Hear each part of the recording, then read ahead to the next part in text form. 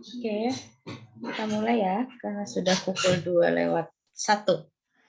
Oke, bismillahirrahmanirrahim. Assalamualaikum warahmatullahi wabarakatuh. Terima kasih atas kehadiran teman-teman mahasiswa pada perkuliahan siang hari ini untuk mata kuliah manajemen operasi. Masih 15 mahasiswa yang bergabung, silahkan diinformasikan kepada teman-teman yang lainnya untuk segera bergabung, karena perkuliahan akan segera dimulai.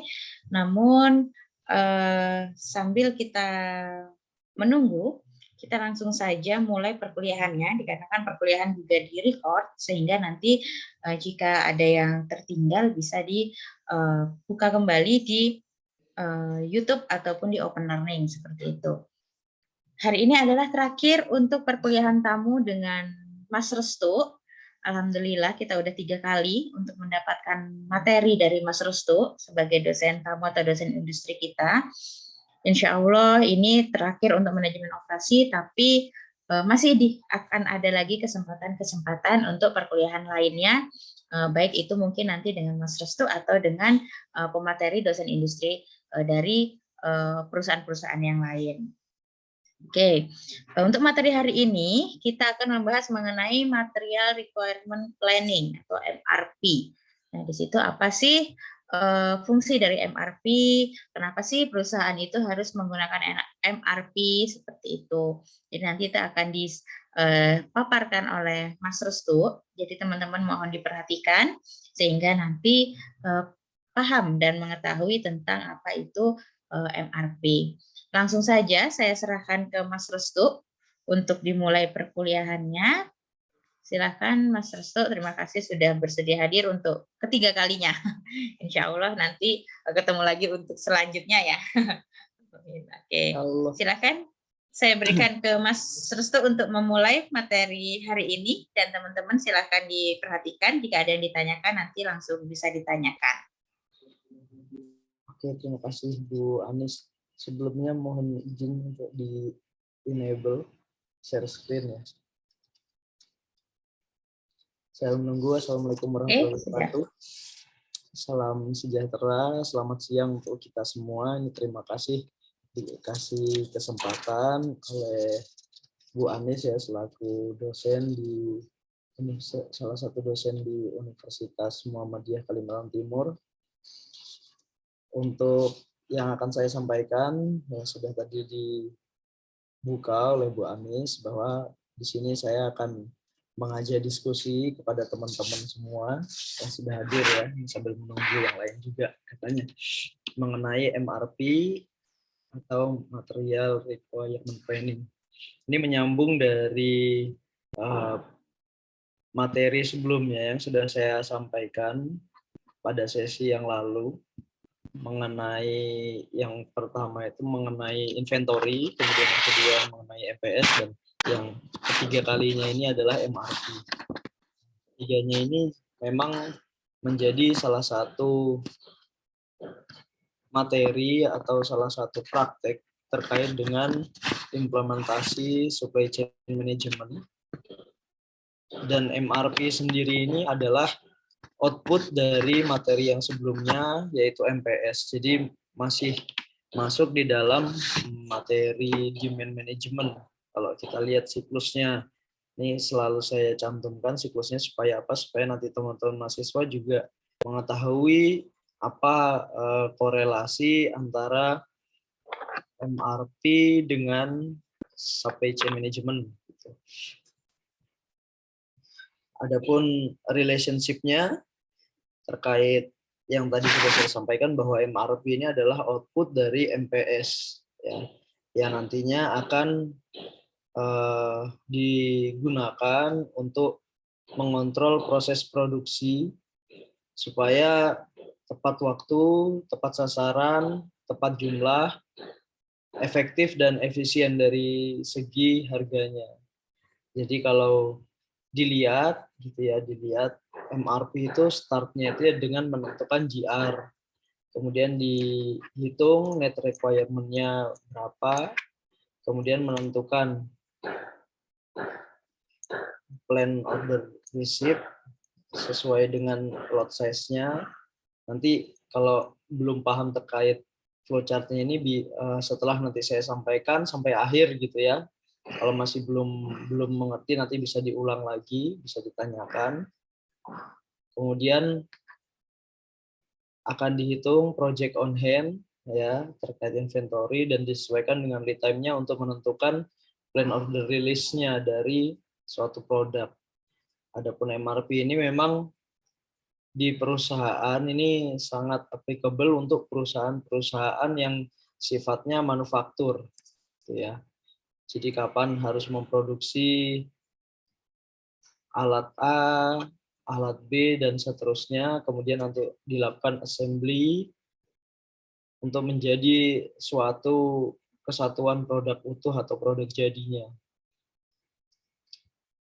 Nah, untuk definisinya, MRP itu adalah suatu prosedur logis berupa aturan keputusan dan teknik transaksi berbasis komputer. Biasanya ada aplikasinya gitu ya.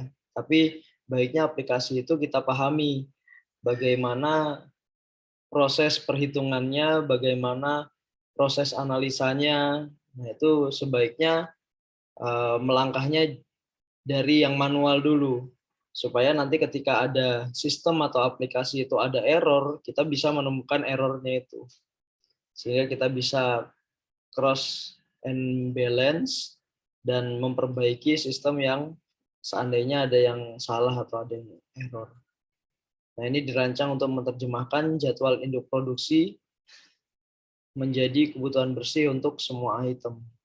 Tujuannya ya penjadwalan item itu dibutuhkan, jadi tidak terlalu cepat, juga tidak terlalu lambat. Jadi tepat waktu kebutuhan terhadap part-part untuk menjadi suatu produk jadi. Untuk implementasinya ini bisa untuk produk atau item yang dependent maupun yang discrete. Kemudian bisa juga diimplementasikan untuk produk-produk yang kompleks.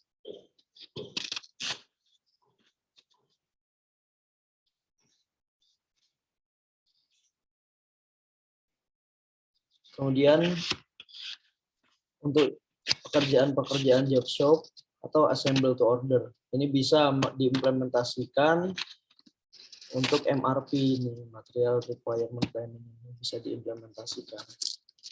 Jenis-jenis manufakturnya. Kemudian ada beberapa asumsi dalam MRP ketika kita mau mengimplementasikan gitu ya. Yang pertama, lead time-nya ini sudah diketahui atau historical produksi untuk suatu item atau suatu part itu sudah diketahui terlebih dahulu. Bisa menggunakan forecasting, bisa juga menggunakan analisa lead time rata-rata, nanti yang anomali atau yang terlalu timpang bisa dibuang datanya gitu ya. Kemudian setiap persediaan selalu dalam kontrol, maksudnya ini inventory-nya ya. Jangan sampai kita belum bisa mengontrol inventory, kemudian kita mau implementasikan MRP, memang bisa sebenarnya sambil jalan, tapi nanti akan menguras pekerjaan atau waktu 2 kali lipat biasanya, karena selain mengontrol MRP-nya, kita harus mengontrol inventory, yang mana inventory itu adalah salah satu inputan padahal di MRP gitu ya. Jadi baiknya untuk manajemen inventory-nya sudah terkontrol terlebih dahulu. Kemudian semua komponen untuk suatu perakitan harus tersedia pada saat suatu pesanan atau perakitan tersebut dilakukan. Maksudnya ya tadi, ketika kemarin kita sudah singgung sedikit mengenai bagan pohon gitu ya, atau diagram of tree atau bill of material. Nah, di situ ketika sudah masuk lead time-nya untuk memproduksi, ya memang harus diproduksi saat itu.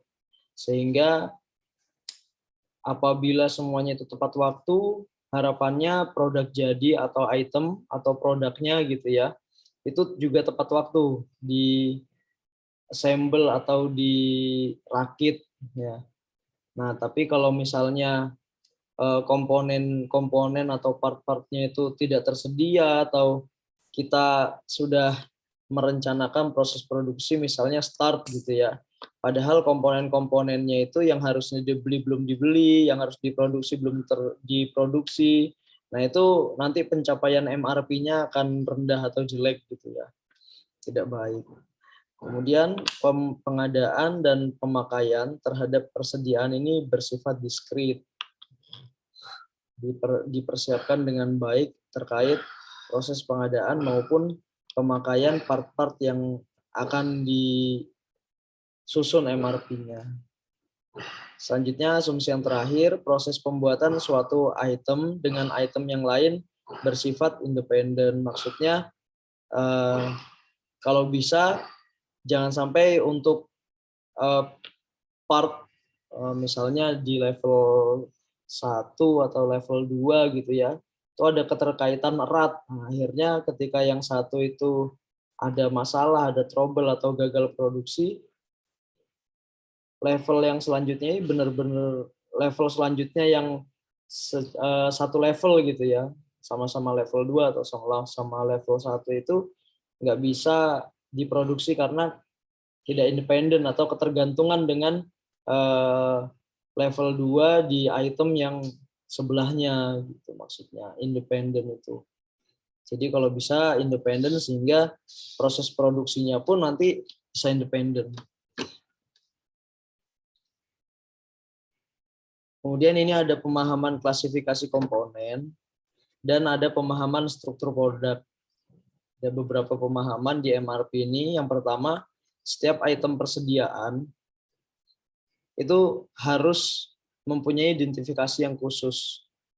Jadi hal ini disebabkan karena biasanya MRP bekerja secara komputerisasi, di mana jumlah komponen yang harus ditangani sangat banyak. Maka pengklasifikasian atas bahan, bagian atas bahan, bagian komponen, perakitan barang setengah jadi atau produk setengah jadi atau produk akhir harus terdapat perbedaan yang jelas antara satu dengan yang lainnya. Jangan sampai, maksudnya contohnya pada saat kita mau merakit pintu gitu ya, atau memproduksi pintu ya, sudah jelas kan namanya ganggang, kemudian namanya pintu, kemudian kusen gitu ya, kunci, kemudian engsel. Nah itu jelas, jangan sampai komponen-komponennya itu sama aja, misalnya ganggangnya 2 malah digambarkannya terpisah satu-satu, padahal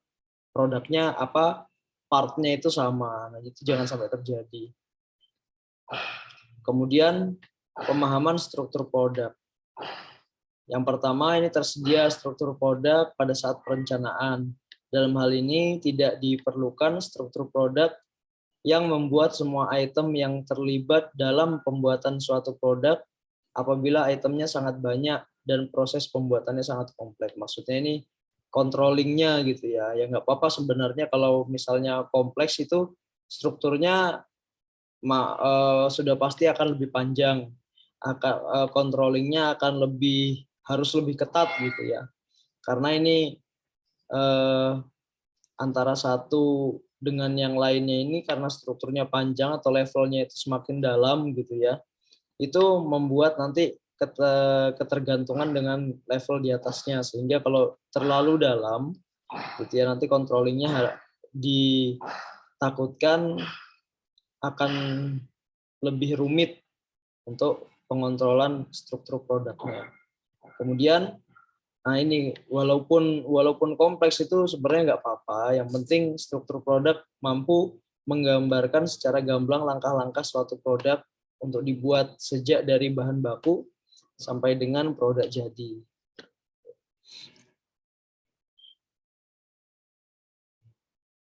Nah ini contoh struktur produk atau bill of material yang kemarin sebenarnya sudah sempat kita singgung ya secara detail.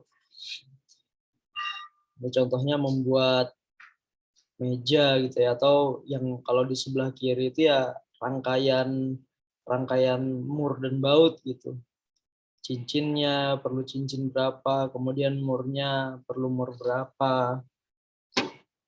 Kalau yang sebelah kanan ini seperti laci gitu ya, laci penyimpanan itu butuh untuk frame-nya, bingkainya, kemudian butuh pintu. Nah, pintu ini walaupun pintunya itu gambarnya 2, tapi ya digambar struktur produk cuma 1 karena sejenis. Nah, itu yang tadi sudah saya sampaikan, jangan sampai mentang-mentang jumlahnya 2 padahal sejenis gitu, walaupun ganggangnya 1 di sebelah kanan, 1 di sebelah kiri itu digambar 2 kali. Nah, itu kurang pas untuk struktur produknya. Makanya tadi pemahaman tadi harus sudah menjadi constraint ketika teman-teman mau menggambar bill of atau menyusun bill of materialnya. Kemudian engsel, papan, gitu ya, paku dan lain sebagainya. Kalau bawahnya ini detail kuantitasnya berapa. Ini fungsinya kita tahu atau menghitung kuantitasnya berapa, ya otomatis pada saat kita produksi supaya nggak miss tadi kelebihan atau kekurangan part gitu ya.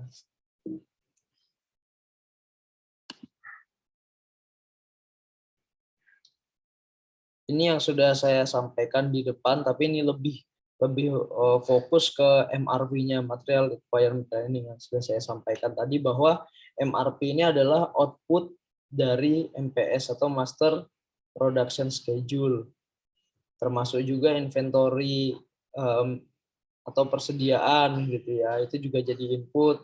Struktur produk, tadi bill of material itu juga menjadi input, yang nanti outputnya adalah plan order release.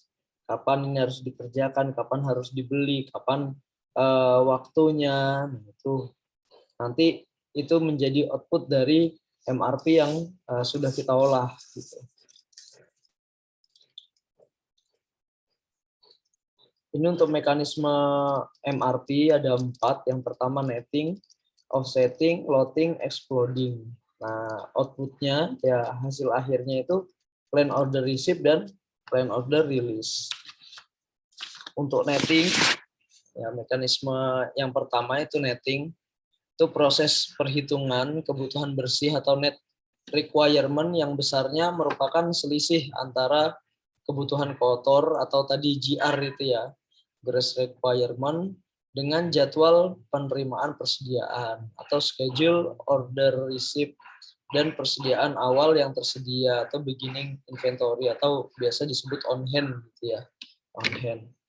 Kemudian untuk offsetting ini proses tujuannya untuk menentukan saat yang tepat untuk melakukan pemesanan dalam memenuhi kebutuhan bersih. Selanjutnya tadi yang ketiga itu loading. Loading itu proses untuk menentukan besar jumlah pesanan yang optimal itu berapa untuk setiap item secara individual. Dasarnya sesuai dengan perhitungan kebutuhan bersih yang telah dilakukan dari proses netting. Kalau exploding, yang keempat tadi exploding ya, bisa disebut juga explosion, itu proses perhitungan kebutuhan kotor untuk item pada level yang lebih bawah. Jadi kalau exploding itu menghitung yang di bawahnya, level misalnya udah level 1, di bawahnya berarti yang level 2. Perhitungan ini didasarkan pada pemesanan item-item produk pada level yang lebih atas. Contohnya itu misalnya, memang tadi contohnya itu laci ya. Ketika laci itu dibuat 1, ya otomatis tadi misalnya pintunya ada 2 kanan kiri, berarti 2 untuk 1 laci. Kalau ternyata pemesanan atau pesanan lacinya itu ada 100, ya berarti level di bawahnya itu tinggal dikalikan dengan bill of material yang ada di atasnya. Contohnya lacinya pesan 100, maka kita harus membuat, karena 1 laci 2 pintu, maka 200 pintu untuk memenuhi level yang lebih atas, yang di atasnya. Ini untuk contohnya implementasi untuk mekanisme MRP. Ini contohnya lampu gitu ya. Saya gambarkan untuk masing-masing level ini, saya contohkan 1 untuk base assembly, shaft, kemudian tubing. Contohnya seperti apa? Contohnya misalnya lampu gitu ya.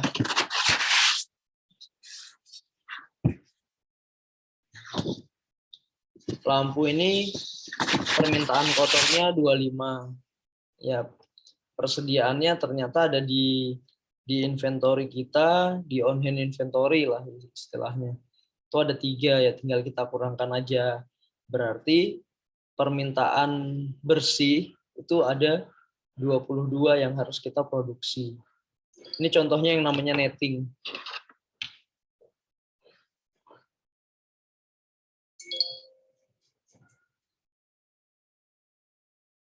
Ini contohnya yang netting. Jadi ya kita sebenarnya perhitungan simpel untuk mengetahui kebutuhan bersih ya, namanya net gitu ya.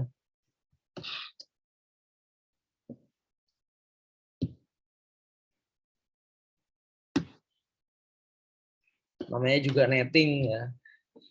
Kemudian tadi yang pada yang lingkaran yang pertama base assembly, misalnya permintaan kotor karena base assembly-nya itu tadi langsung 1 gitu ya. Lot size-nya. Nah, permintaannya itu 22. Padahal di inventory kita ada 7 ya, tinggal kita kurangkan menjadi 15. Berarti untuk base assembly kita kerjakan 15 gitu. Dan seterusnya, sebenarnya ini sama sampai shaft ya maupun tubing. Kemudian untuk offsetting ini sebenarnya bagaimana kita mengontrol schedule gitu ya. Supaya schedule itu tidak tumpang tindih dan bisa tepat waktu. Contohnya untuk memproduksi lampu butuh 2 minggu base assembly, butuh 1 minggu shaft, butuh 2 minggu tubing, butuh 3 minggu ya. Tinggal kita tarik mundur saja untuk pengirimannya seandainya minggu ke 27 gitu ya. Kita tarik mundur dulu dari yang levelnya terendah dulu. Lampu kan level 0 tadi lampu. Yang kemarin minggu lalu sudah saya sampaikan level 0 itu yang mana, level 1 yang mana, dan seterusnya untuk di bill of material.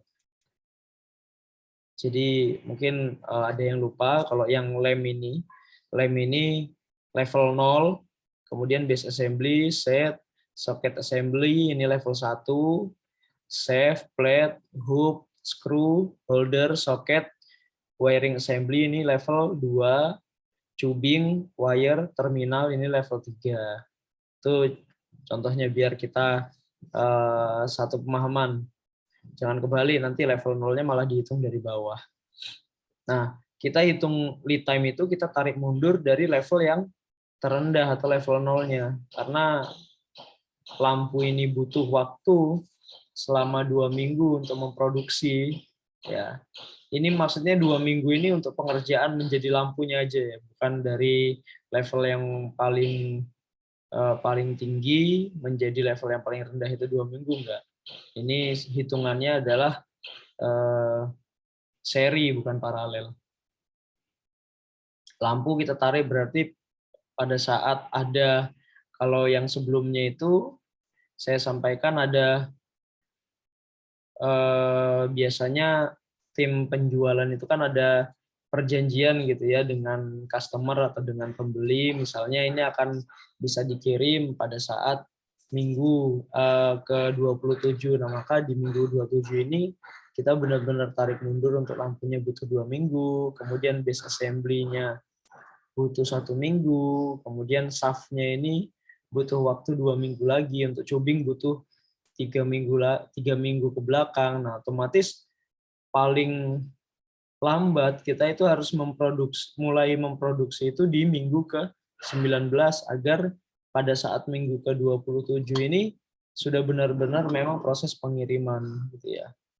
Jadi janji yang sudah disampaikan kepada customer atau kepada pembeli ini bisa ditepati untuk menjaga konsumen atau pembeli ini agar terus order atau repeat order kepada kita.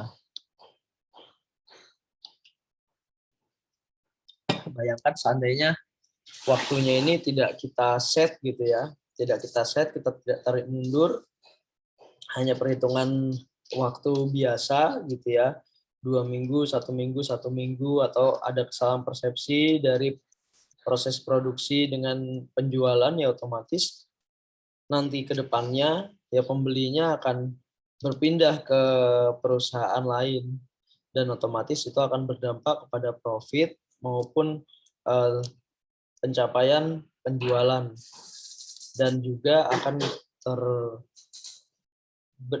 berpengaruh kepada proses produksi. Kemudian ini langkah yang ketiga, ini loading, ini teknik yang dipergunakan dalam MRP untuk memperoleh ukuran lot pengorderan yang paling ekonomis. Ini sebenarnya macam-macam ya teknik loading atau lot sizing ini. Nanti tergantung apa yang ingin dicapai atau apa yang ingin diambil gitu ya. Yang pertama ini load for load.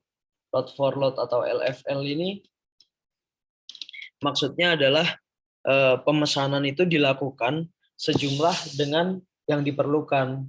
Jadi constraint-nya hanya berapa sih kebutuhannya. Jadi load for load ini bisa juga digunakan untuk proses produksi yang ingin meminimalkan inventory. Jadi dia akan produksi sesuai dengan berapa yang dibutuhkan. Jadi nggak menyimpan barang dia. Nah ini juga nanti disesuaikan, kalau misalnya memang bisa seperti itu akan mengurangi biaya inventory, otomatis akan lebih murah. Tapi harus dipertimbangkan bahwa produksi atau proses produksi memang harus betul-betul on time gitu ya.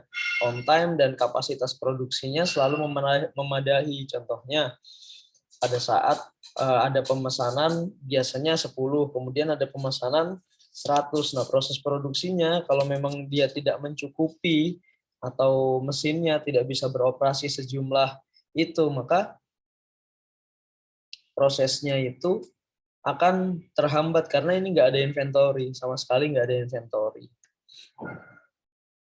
Kemudian yang kedua, ini ada list unit cost atau LUC.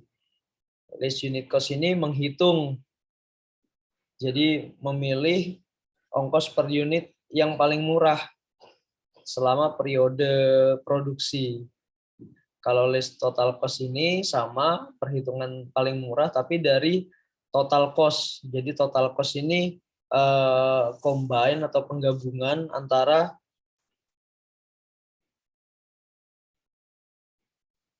cost yang untuk setup dengan ongkos simpannya atau ongkos inventory-nya. Nah, itu di-combine. Jadi mana total yang paling murah, disitulah nanti ditentukan pada periode sekian harus diproduksi. Dan seterusnya ini ada PBB, POQ, EOQ. Nah, ini macam-macam langkah di langkah 3 atau lot sizing. Jadi ya ini nanti disesuaikan dengan kebutuhannya. Ketika di perusahaan itu memiliki produksi atau proses produksi yang memang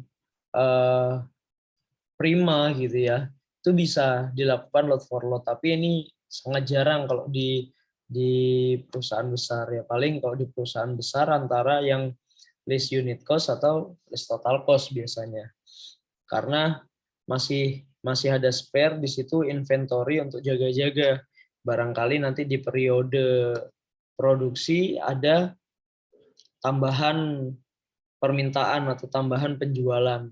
Nah, itu jadi bisa diantisipasi di dua metode itu, di teknik lot sizing yang LUC maupun LTC. Bisa juga kalau di perusahaan-perusahaan itu menggunakan yang ke 1, 2, 3, 4, 5, ke-6, economic order quantity atau EOQ. Ini cukup banyak juga yang menggunakan. Untuk exploding ini rasanya mengenai bill of material sudah cukup jelas saya jelaskan di periode yang lalu, dan tadi sudah sedikit saya singgung, jadi tidak terlalu saya bahas.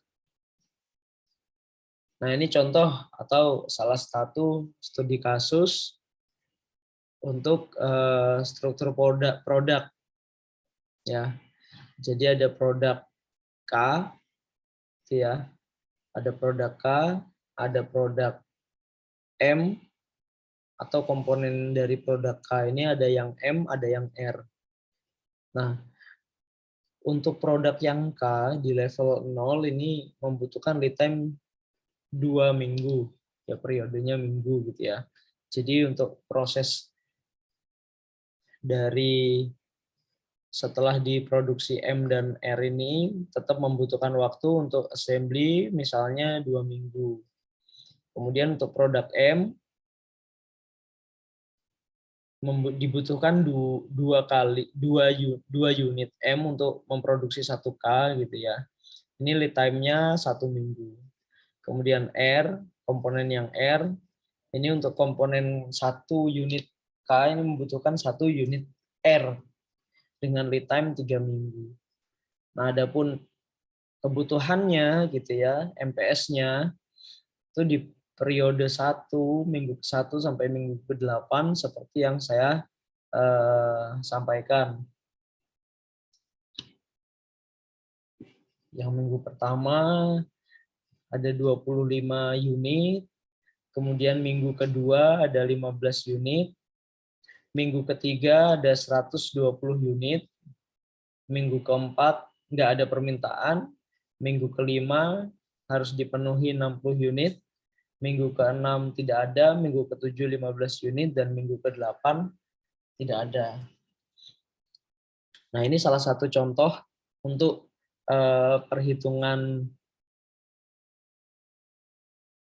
menggunakan salah satu teknik load sizing ya, yaitu load for load.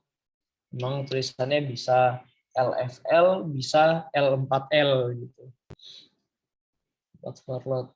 Jadi di level 0 kita lihat bagaimana perhitungan menggunakan load for load gitu ya. Lead time-nya tadi ini strukturnya yang saya gambarkan di sebelah kiri untuk produk K. Jadi biasanya format MRP ini seperti ini ya, seperti yang sebelah kanan ini. Jadi ada gross requirement, schedule receipt, project on hand, net requirement, kemudian plan order receipt, plan order release. Tadi kebutuhan untuk produk K itu 25, 15, 120, 0, 60, 0, 15, 0.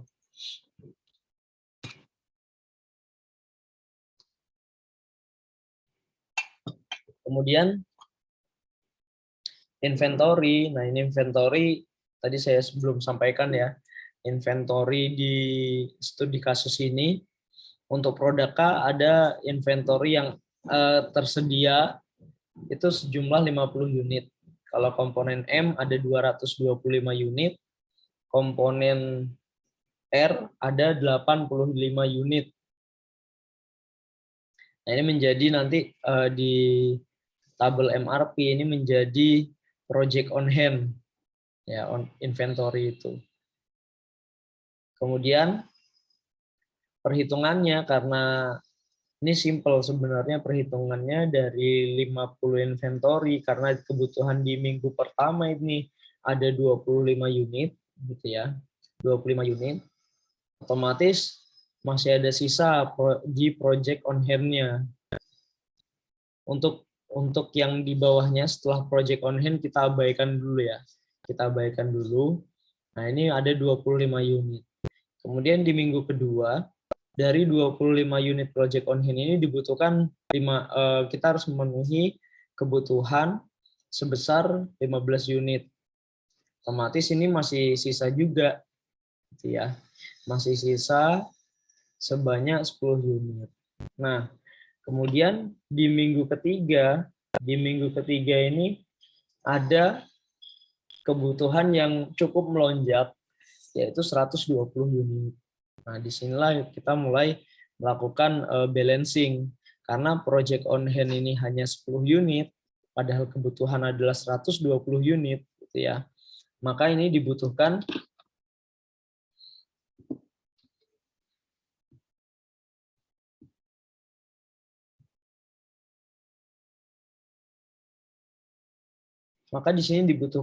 tambahan sebesar 110 unit. Nah, ini net requirement kita ya untuk memenuhi di minggu ketiga ini 110 unit.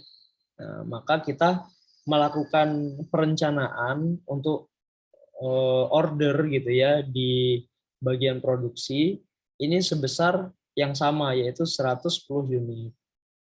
Nah, dari 110 unit ini gitu ya, karena kita cek di sini lead time-nya adalah 2 minggu. Maka karena di sini adalah minggu ketiga, maka kita tarik 2 minggu ke belakang karena proses produksi membutuhkan waktu selama 2 minggu. Ya, maka 110 ini kita tarik 2 minggu ke belakang. 110 otomatis karena ini adalah lot for lot ya, kita tidak perlu menyisakan inventory atau project on hand. Jadi 110 ada 10 di inventory, 120 sudah terpakai semua 120. Di minggu keempat karena tidak ada permintaan, kita juga tidak perlu memenuhi permintaan tersebut karena memang nggak ada gitu ya. Nah, selanjutnya di minggu kelima ini ada permintaan lagi sebanyak 60 unit. Karena ini adalah lot for lot, ya tidak ada persediaan, maka langsung diturunkan menjadi net requirement sebanyak 60 unit. Nah, 60 unit ini kembali karena lead time-nya selama 2 minggu, gitu ya, selama 2 minggu, maka kita tarik mundur 2 kali. Dari minggu kelima ditarik ke minggu ketiga sejumlah 60 unit. Jadi nanti yang menjadi outputnya adalah plan of the release ini. Berarti di minggu pertama ini harus sudah memproduksi 110 unit. Kemudian minggu ketiga ada tambahan 60 unit. Minggu kedua tidak ada. Minggu keempat tidak ada. Kemudian di minggu keenam tidak ada permintaan sama seperti minggu keempat. Di minggu ketujuh, ya, di minggu ketujuh ada permintaan sebanyak 15 unit. Nah, karena ini tidak ada inventory gitu ya, tidak ada project on hand, maka 15 unit ini langsung kita turunkan menjadi net requirement sebanyak 15 unit. Karena lead time-nya 2 minggu, maka kita tarik mundur 2 minggu ke belakang, yaitu di minggu ke-5 sebanyak 15 unit. Maka kemudian di minggu ke-8 ini karena tidak ada permintaan, jadi kita tidak perlu memproduksi. Nah, ini salah satu contoh MRP untuk periode 8 minggu ke depan. Ini direncanakan bahwa akan ada produksi untuk K gitu ya sebanyak 110 unit di minggu pertama. Kemudian di minggu ketiga sebanyak 60 unit. Kemudian 15 unit di minggu kelima ini untuk sudah memenuhi kebutuhan selama 8 minggu. Jadi proses produksinya cukup 3 kali. Seperti itu, mas-mas mbak-mbak sekalian. Kira-kira sampai sini dulu ada yang ingin ditanyakan atau ada yang belum jelas? Silahkan. Kalau memang ada yang ditanyakan sebelum kita lanjut.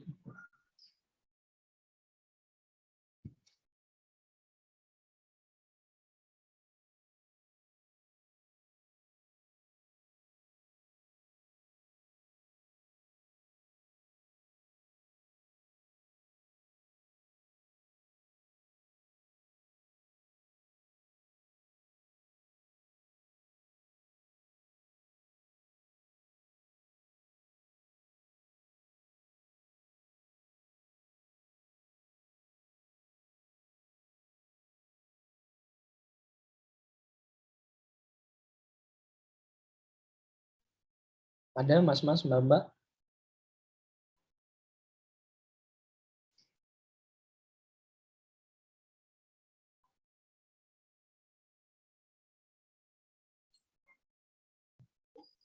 Kalau tidak ada, saya lanjutkan.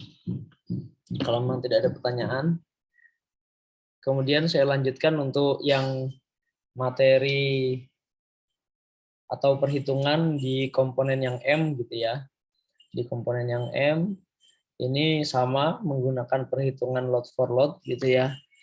Tadi untuk memproduksi 1 unit K ini dibutuhkan 2 unit komponen M dengan lead time 1 minggu.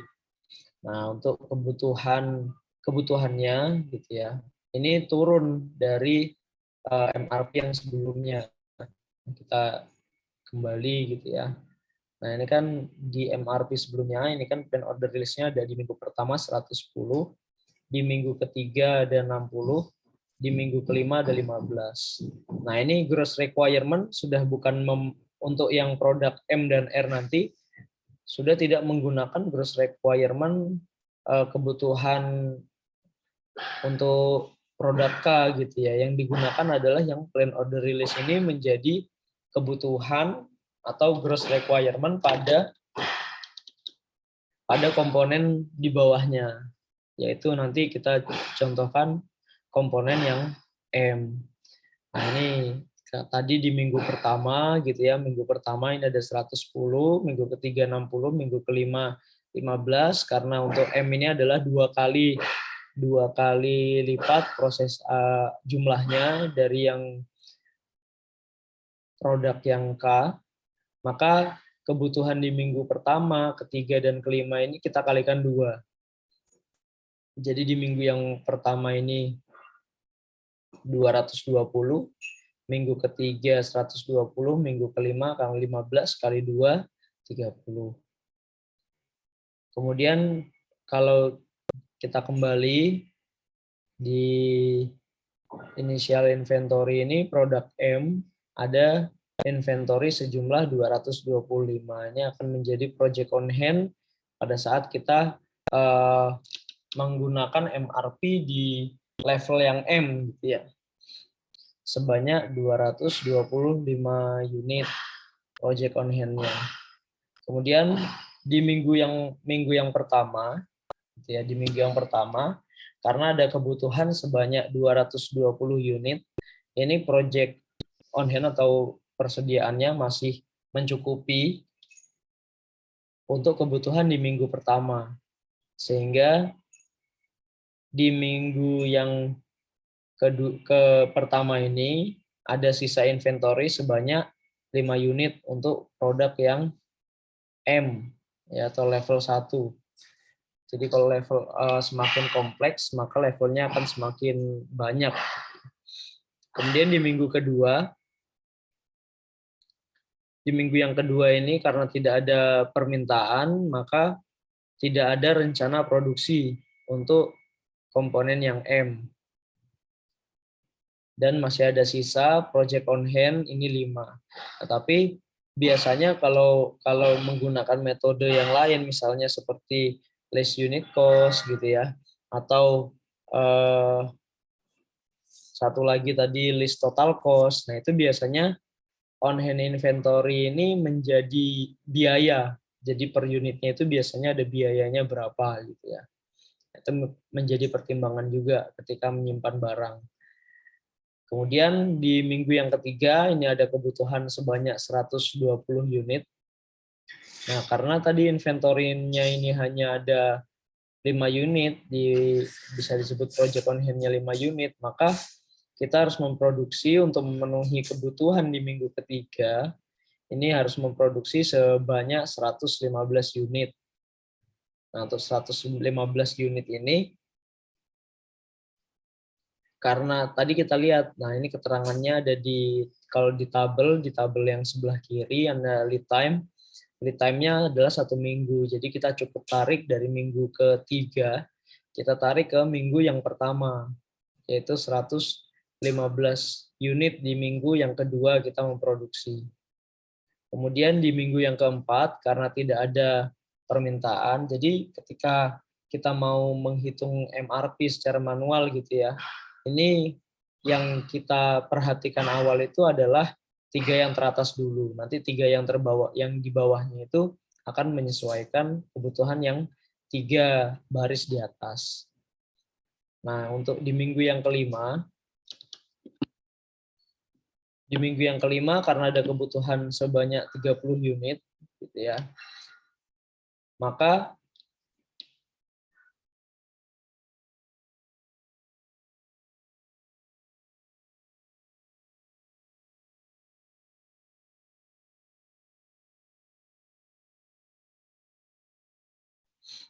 Oke, maaf.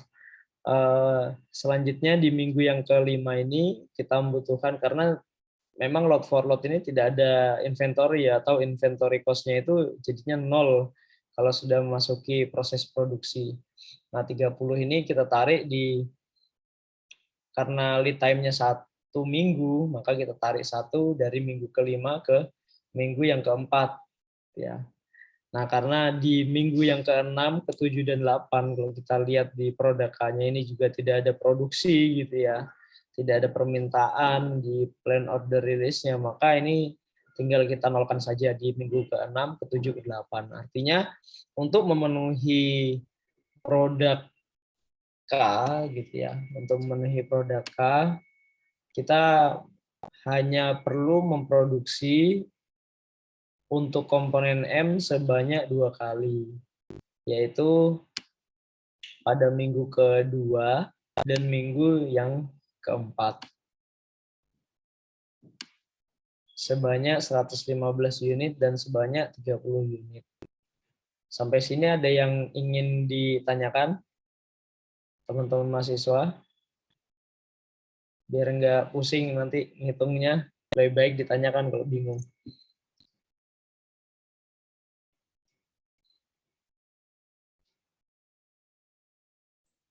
Ayo silakan yang mau bertanya. Jangan nanti kalau saya kasih soal pas ujian terus bingung. Jadi ditanyakan sekarang biar lebih jelas, biar nanti pada saat ujian tidak biar bisa gitu ya, biar nggak bingung gitu. Karena ini lumayan ada perhitungan yang bikin mondar-mandir Iya, ke depan ke belakang. Oke, silakan jika mau bertanya silakan ditanya atau dicatat dulu, nanti baru di akhir ditanyakan. Oke, silakan. Ini mungkin saya kasih waktu untuk ini ya, untuk memahami tabel ini mungkin 5 menit ya. Nanti kalau misalnya ada yang ingin ditanyakan, mungkin kalau langsung bertanya mungkin bingung gitu ya. Dipahami dulu tabelnya mungkin selama 5 menit, nanti kalau setelah 5 menit ini ada yang ingin ditanyakan silahkan teman-teman ya.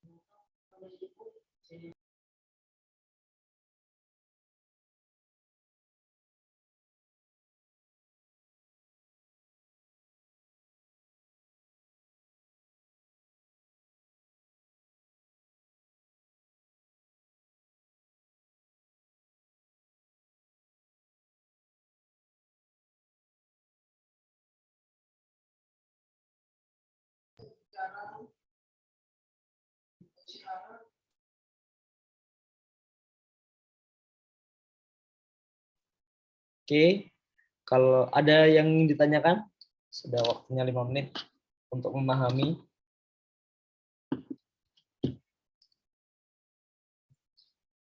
Kalau nggak ada, ini saya lanjutkan satu lagi mengenai komponen yang M,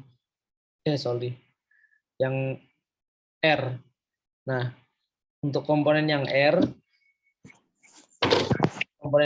ini ada satu lagi perhitungan, ya lead time-nya ini sedikit berbeda, yaitu 3 minggu.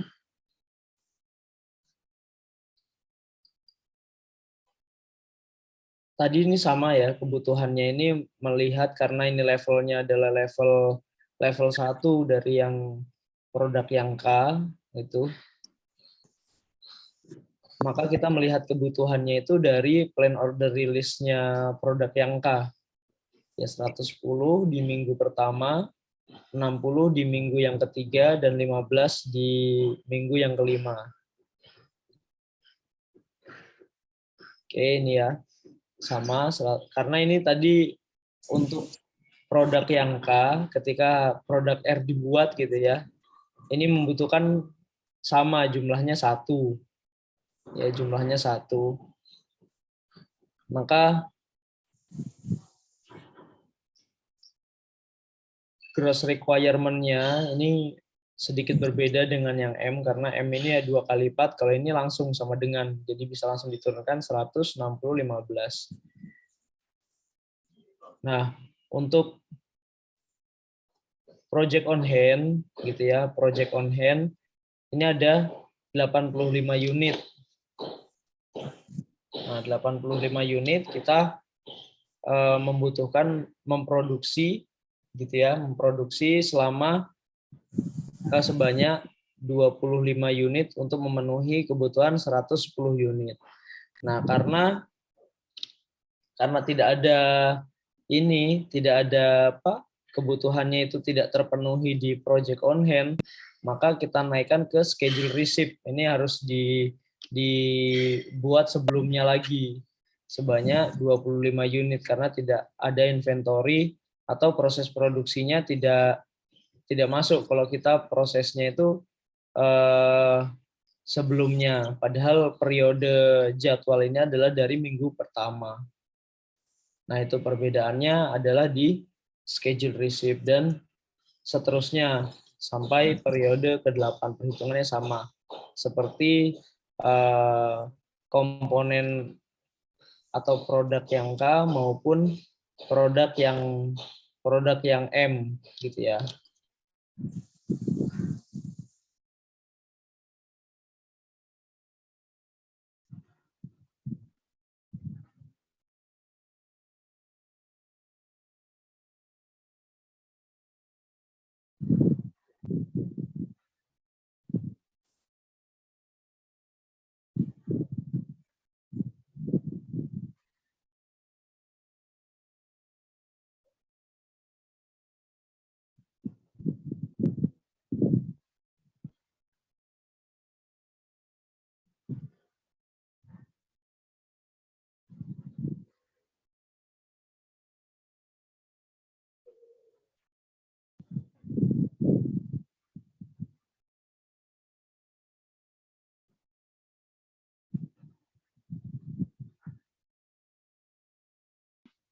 Oke, maaf ya agak terputus sedikit tadi. Kendala jaringan saya.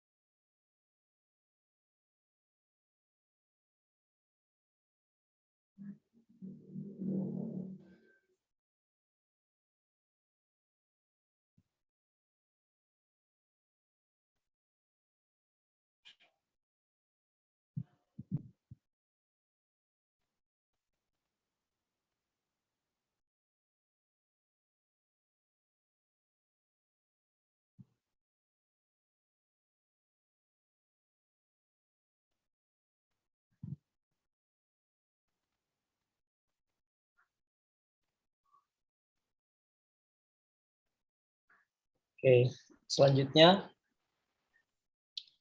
maaf.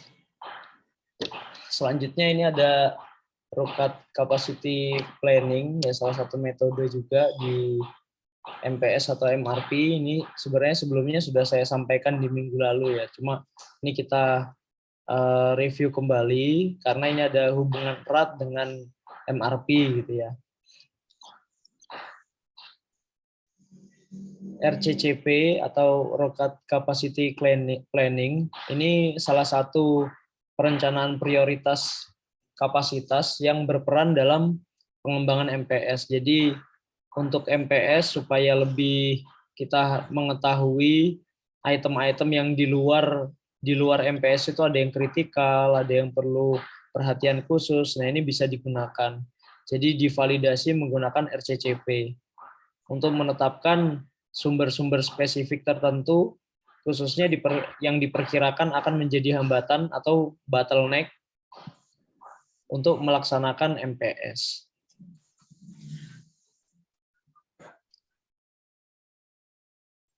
Metodenya menggunakan RCCP ini ada 3 metode, gitu ya.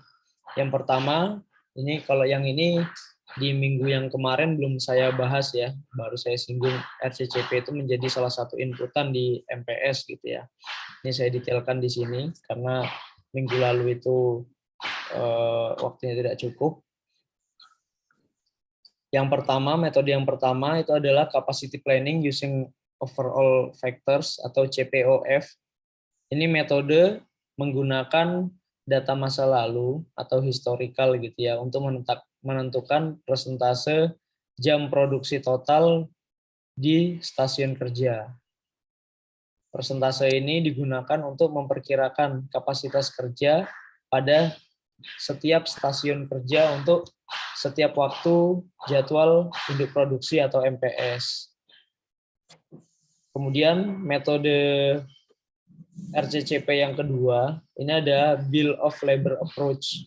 Jadi pendekatan terkait namanya labor gitu ya. Labor itu kan tenaga kerja. Jadi tenaga kerjanya mana perhitungan yang lebih efektif dan efisien untuk standar waktu di setiap stasiun kerja. Kemudian metode yang ketiga untuk RCCP, ini ada Resource Profile Approach atau RPA. Pendekatan metode ini terdapat perbedaan dengan kedua metode sebelumnya, yaitu terletak pada alokasi jam-jam produksi mingguan pada stasiun kerja individual. Jadi load profile sebagai tampilan dari kebutuhan kapasitas di masa yang akan datang sesuai dengan pesanan-pesanan yang direncanakan dan dikeluarkan sepanjang suatu periode waktu tertentu. Jadi penggunaan jam mesinnya gitu ya, itu melakukan pendekatan itu.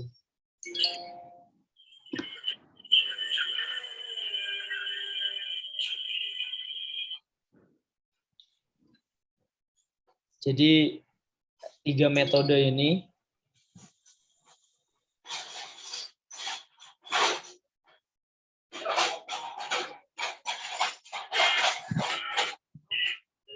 tiga metode RCCP ini gunanya untuk memvalidasi bahwa MPS yang sudah kita buat itu sudah sesuai atau belum. Jadi bisa dibilang ini metode cross and balance-nya, cross check-nya. Kemudian ada satu lagi yang perlu saya sampaikan mengenai MPS. Ini juga minggu lalu belum sempat dibahas atau saya jelaskan, yaitu mengenai Capacity Requirement Planning atau CRP. Ini proses di mana untuk penentuan jumlah tenaga kerja dan mesin yang dibutuhkan untuk menyelesaikan kegiatan produksi. Jadi membandingkan kapasitas yang dilakukan oleh MRP oleh gross requirement atau pemesanan saat ini dalam proses verifikasi untuk menjadi dasar membuat penerimaan terhadap MPS. Jadi kalau dari penjelasan mungkin agak jelimet gitu ya kata-katanya. Jadi intinya itu ya juga ini malah dua validasinya. Untuk memvalidasi MPS juga memvalidasi MRP.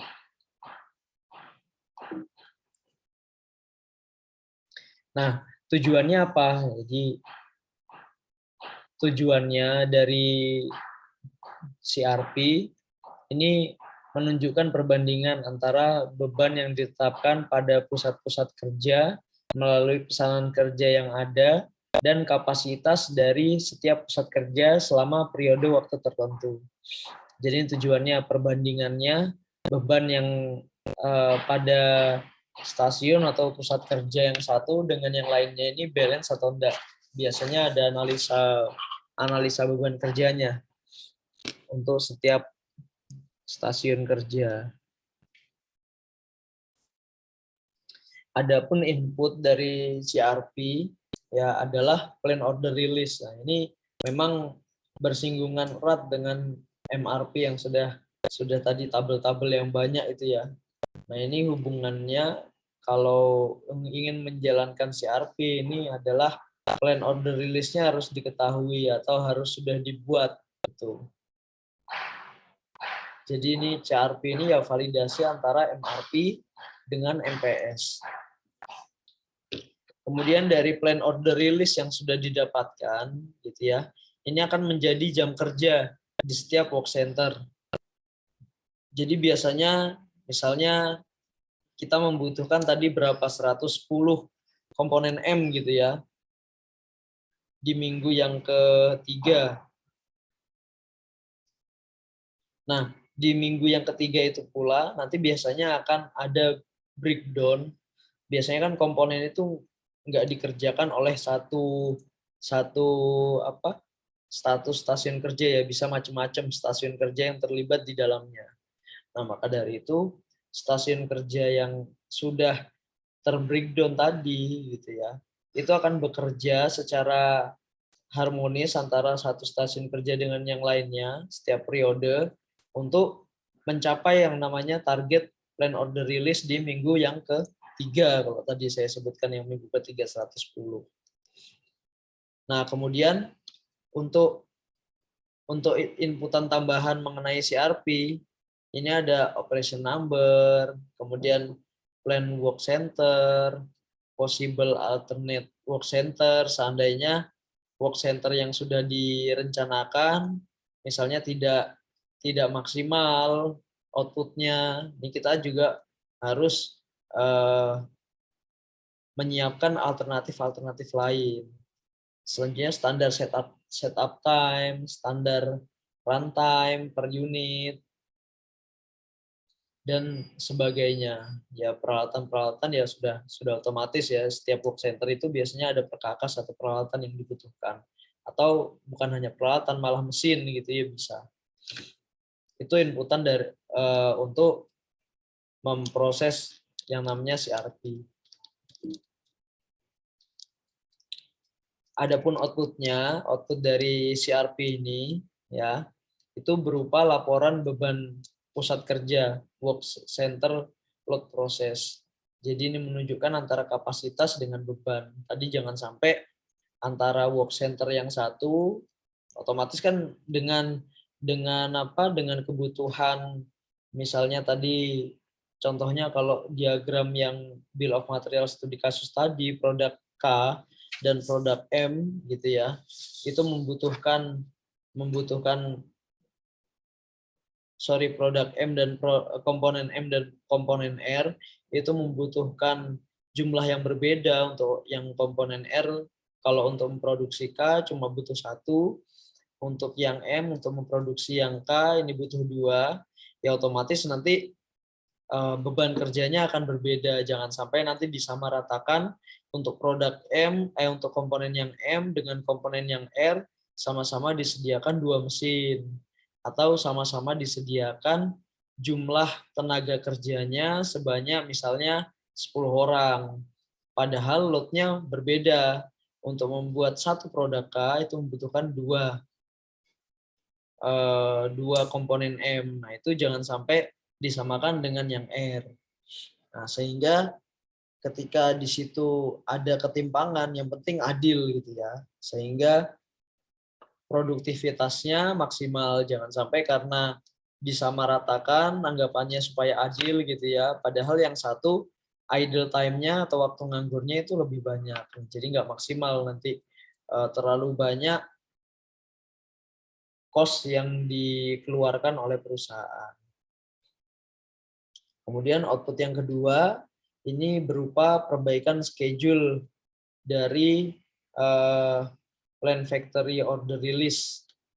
Perbaikan ini menggambarkan bahwa output dari MRP disesuaikan dengan spesifik release date untuk factory order berdasarkan perhitungan keterbatasan kapasitas. Jadi kalau kita lihat di tabel yang tadi, otomatis release date di minggu yang kesekian itu jangan sampai terlewat atau jangan sampai terkontrol. Nah, validasinya juga bisa menggunakan metode CRP. Oke, kemudian selanjutnya ini ada metode pengukuran kapasitas ya atau maksimum capacity. Jadi dari perusahaan kita gitu ya, maksimum kapasitasnya itu baiknya seperti apa? Contohnya running terus selama 24 jam atau ada bisa dimungkinkan ada hari liburnya atau seperti apa supaya tidak ada downtime mesin gitu ya. Ini ya didasarkan dengan jam kerja yang tersedia untuk melakukan pekerjaan tanpa suatu kesempatan untuk berhenti atau istirahat atau downtime mesin atau alasan lainnya. Jadi dimaksimumkan kapasitas sesuai dengan kondisi, jangan sampai harusnya mesin itu harus ada istirahatnya misalnya setiap 2 jam atau setiap 1 jam. Nah, itu jangan sampai dikebut terus karena kalau namanya mesin terlalu di press gitu ya, walaupun itu mesin bukan manusia gitu ya, tetap ada maksimum kapasitasnya. Adapun pengukuran untuk maksimum kapasitas ya itu ada 2. Yang pertama actual capacity, yang kedua calculate capacity. Kalau yang pertama itu ya tingkat output yang dapat diharapkan berdasarkan pada pengalaman pada saat produksi di waktu sebelumnya dengan rata-rata jam kerja normal atau beban kerja normal. Kemudian yang kedua, calculate capacity ini atau biasa disebut juga rate capacity diukur berdasarkan penyesuaian kapasitas teoritis dengan faktor produktivitas yang telah ditentukan oleh demonstrate capacity, berhubungan dengan demonstrate capacity. Dihitung melalui penggandaan waktu kerja yang tersedia dengan faktor utilisasi dan efisiensi. Jadi ini sifatnya penyesuaian gitu ya. Kalau yang di atas itu berdasarkan data historical, kalau dari pengalaman gitu. Kalau yang kedua ini berdasarkan penyesuaian dengan demonstrate capacity. Sebelum masuk ke kesimpulan, ada yang ingin ditanyakan? Mas-mas, mbak-mbak?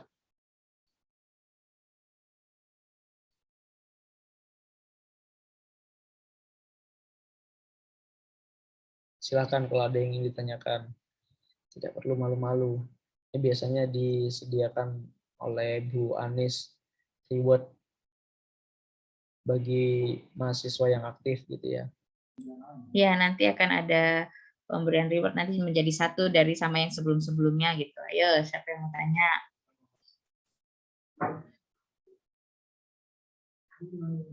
Ngantuk kali ya. Memang kuliah siang hari itu pusing. Siang hari terus online lagi ya Bu ya. Pas sudah. Silakan yang mau bertanya. Tanya apa aja boleh. Kalau tidak ada lanjut dulu, Mas Restu. Oke. Kalau nggak ada, ini saya lanjut di penutup atau kesimpulan gitu ya. Jadi MRP ini merupakan prosedur yang dirancang untuk menerjemahkan antara MPS menjadi kebutuhan bersih. Jadi awalnya jadwal induk produksi atau MPS gitu ya. Ini jadi kebutuhan bersih tiap item. Jadi itu di breakdown, istilahnya di breakdown, sehingga kebutuhan-kebutuhan yang diharapkan atau yang diperlukan gitu ya, itu bisa sesuai. Sesuai itu biasanya tuh istilahnya 6T. Tepat waktu, tepat jumlah, tepat spesifikasi, ya tepat delivery tadi ya, tepat waktu, tepat harga, tepat yang lain. Kemudian yang kedua, input dari MRP, ya kalau tadi teman-teman sudah memahami mengenai struktur atau relationship dari MRP, itu inputannya ada beberapa. Yang pertama, inventory record atau project on hand istilahnya. Kemudian bill of material atau struktur produk, ya bisa disebut juga struktur produk. Kemudian MPS, Master Production Schedule. Kemudian yang ketiga, ini output dari MRP adalah plan order release. Jadi outputnya itu plan order release. Tapi output dari komponen yang satu gitu ya, atau produk yang satu itu bisa menjadi inputan untuk perhitungan plan order release pada komponen yang ada di bawahnya atau level selanjutnya. Itu menjadi input untuk plan order release komponen di bawahnya. Jadi walaupun sudah output bisa menjadi input lagi gitu ya. Kemudian yang keempat, kelancaran proses produksi atau terkendalinya perencanaan kebutuhan, material atau komponen ini tidak lepas dari terintegrasinya peran MRP, RCCP dan CRP. Nah, itu nanti apa itu bisa dibaca-baca lagi nanti materi yang nanti saya share materinya ke teman-teman semua.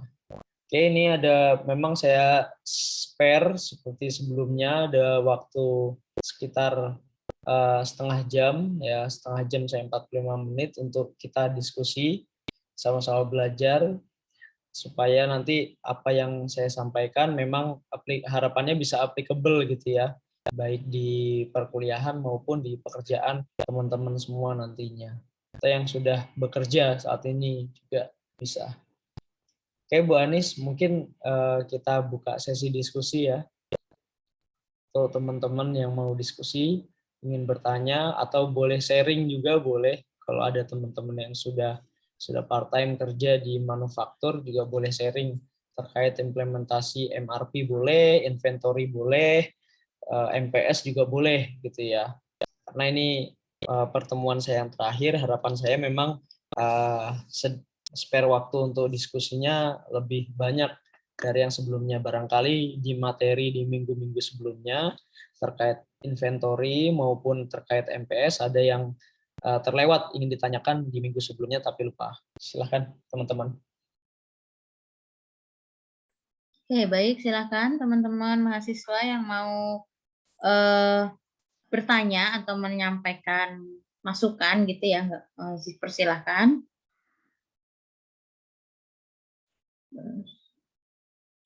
Mungkin dari inventory kemarin, karena nanti sebagai ini ya, ini nanti akan saya semua materi Mas Restu itu nanti juga akan dimasukkan di ujian gitu. Tapi nanti masih saya konfirmasi lagi ke Mas Restu apakah Mas Restu bersedia untuk membuat soal ujiannya atau bagaimana nanti ke depannya. Oke, Kalau silakan. membuat soal berarti harus menilai juga ya Bu Anis ya? Iya, soal dan jawaban. Oke. Begitu. Silakan. Silakan dari teman-teman mahasiswa yang hadir ini. Teman-teman mahasiswa yang hadir mau bisa gitu ya, pakai emot aja, ini apa namanya, maskernya, Pakai filter. pakai filter. Oke, silakan bagi yang mau bertanya dari teman-teman Umsida, mungkin ada yang mau bertanya. dari teman-teman UMKT. Jadi kita memang harus punya MPS dulu atau bill BOM gitu ya, bill of materialnya, baru menyusun MRP. Tidak bisa terbalik ya Mas Restu ya. Betul Bu Anis. Karena inputan dari MRP itu adalah MPS dan BOM-nya itu. Seperti itu. Jadi tidak mungkin kita membuat ujuk-ujuk MRP. Pokoknya saya mau buat MRP aja Bu, nggak mau buat MPS-nya, nggak mau buat bill of materialnya gitu, karena BOM-nya sudah ada di kepala saya gitu ya. Yang langsung yang dituliskan MRP-nya aja gitu. Mau singkat gitu nggak bisa ya teman-teman. Jadi harus terurut seperti itu. Mungkin ada yang mau ditanyakan?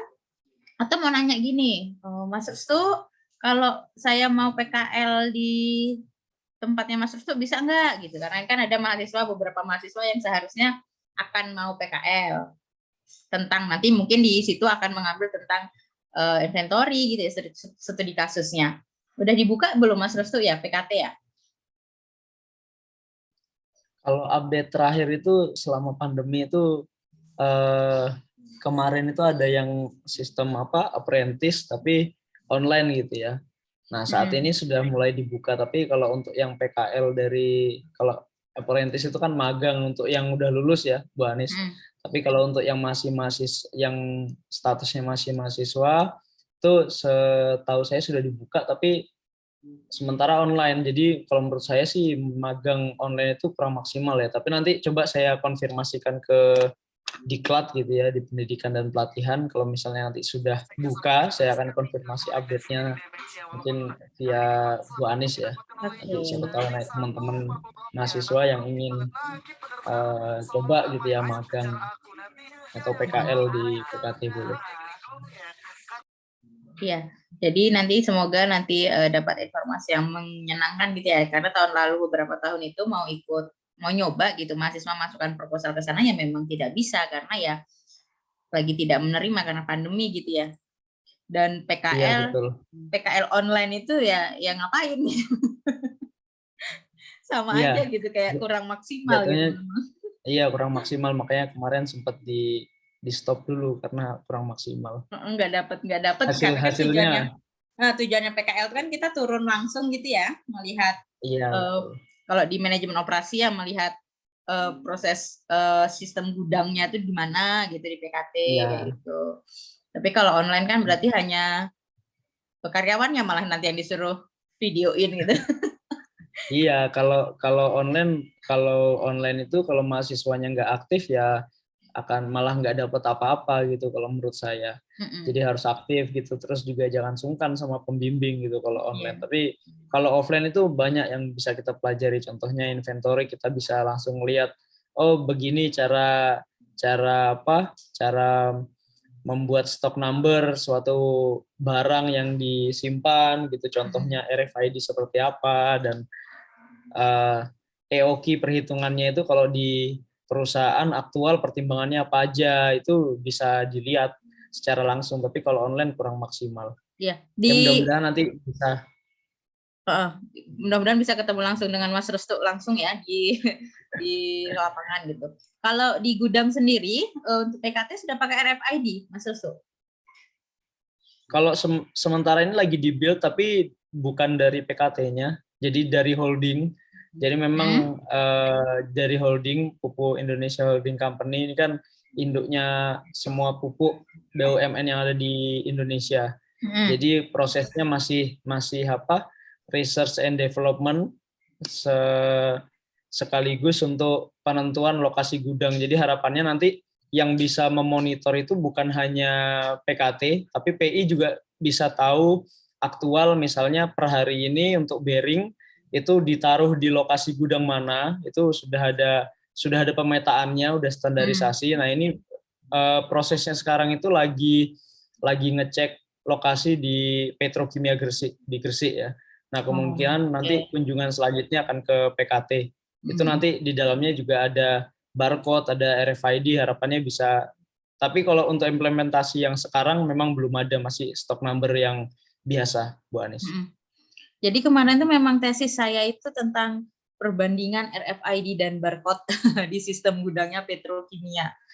Jadi kemarin sempat ngambil itu tesisnya, dan jadi sekarang ternyata lagi di ini juga ya, maksudnya lagi dibentuk gitu. Memang prosesnya jauh sekali biayanya pada saat kita manual dengan menggunakan RFID. Dia memang di awal besar gitu kan, ininya ya apa? Iya, Investnya. investasinya cukup besar. Ke belakangnya nanti akan sangat mengurangi biaya-biaya yang lainnya seperti itu. Jadi Ya, nanti mungkin betul. teman-teman itu salah satu contoh juga untuk, jadi kita teknik mesin, teman-teman teknik mesin itu tidak harus saklek buat mesin gitu ya, karena biasanya memang teknik mesin nanti tujuannya adalah membuat mesin desain seperti itu, tapi juga kita kan ada mata kuliah manajemen operasi, jadi misalnya PKL ataupun tugas akhirnya nanti tentang itu juga boleh seperti itu. Iya, Oke, justru mungkin kalau misalnya semakin banyak ilmu walaupun nggak dalam gitu ya. Jadi kalau nanti diajak ngobrol atau diskusi dengan background pendidikan yang lain itu nyambung minimal gitu ya. Jadi nggak perlu cuma terfokus dengan misalnya mungkin harus belajar gitu. mesin gitu. Ya. Oke, kalau tidak ada yang ditanyakan, mungkin nanti bisa misalnya pas lagi belajar gitu ya, tiba-tiba mau tanya nih gitu, nggak apa-apa, nanti disampaikan ke saya, habis itu nanti saya yang forward ke Mas Restu, atau bisa juga langsung menghubungi Mas Restu. Cuma kan ya Mas Restu kan sibuk gitu bisa, ya, takutnya boleh. nanti Standby 24 jam HP saya. Oke, nanti sudah dibuka. Cuma jawabnya kalau saya lagi pegang HP. Kalau tidur HP saya on, orangnya nggak on. Nah, begitu. Oke, jadi bisa dicatat nggak ya, jika teman-teman tidak ada pertanyaan, saya akan menyerahkan sertifikat simbolis, nanti akan saya berikan, dikirim gitu ya Mas Restu. Ini adalah kita memberikan sertifikat kepada Mas Ahmad Restu Fauzi, STCPSPNNLP, sebagai dosen tamu atau dosen industri di Prodi S1 Teknik Mesin. Terima kasih atas kesediaannya. Semoga nanti ke depannya kita bisa kerjasama kembali. Bahkan yang diharapkan dari kegiatan ini adalah kita bisa punya semacam MOU-nya seperti itu, Mas Restu. Jadi nanti mungkin bisa di-forwardkan ke atasan, ke pimpinan gitu deh. Kalau misalnya bersedia membuat MOU dengan UMKT, jadi nanti kita ke depannya akan sama-sama saling menguntungkan gitu. Oke, ini untuk pertemuannya yang telah diberikan. Ada 3 kali pertemuan pada tanggal 2 Desember 2021, 9 Desember 2021, dan 16 Desember 2021. Jadi hari ini adalah terakhir pertemuan.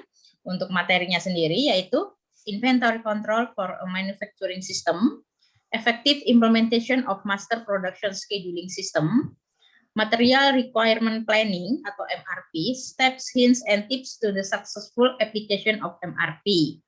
Semoga nanti materi-materi ini bisa menambah wawasan teman-teman semua, baik itu secara langsung ataupun tidak langsung gitu ya. Mungkin kalau sekarang belum terasa gitu ya, itu apa sih inventory, itu apa sih MRP gitu. Cuma nanti kalau pas kerja gitu, setidaknya walaupun nanti di bidang produksinya, maksudnya di pabriknya gitu, juga mengetahui tentang bagaimana itu sistem pergudangannya, bagaimana itu sistem penyimpanan bahan baku dan lain-lain seperti itu.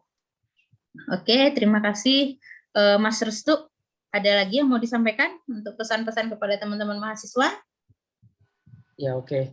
Mungkin kalau materi sudah cukup, nanti kalau misalnya ada yang ingin ditanyakan, mas-mas atau kalau ada mbak-mbak juga, jangan sungkan, nanti boleh tadi via Bu Anis juga boleh, atau di kontak saya juga boleh. Saya kontaknya sudah kemarin sempat di-share pada saat pembacaan CV saya.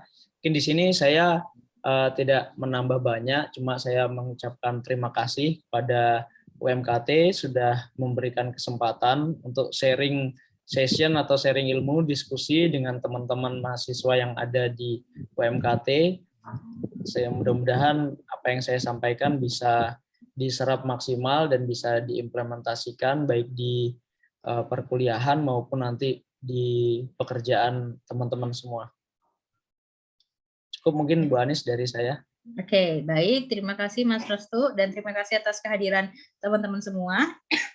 Silakan mengisi absensi bagi yang belum mengisi. Lalu tetap jaga kesehatan buat Mas Restu, tetap kesehatan. Salam buat semua untuk keluarga di rumah dan untuk teman-teman juga tetap jaga kesehatan. Semoga nanti bisa menjalankan perkuliahannya tetap dengan lancar, baik itu secara offline ataupun secara online. Terakhir, kita ucapkan alhamdulillah dan assalamualaikum warahmatullahi wabarakatuh. Waalaikumsalam warahmatullahi wabarakatuh. Terima kasih semuanya. Saya izin live.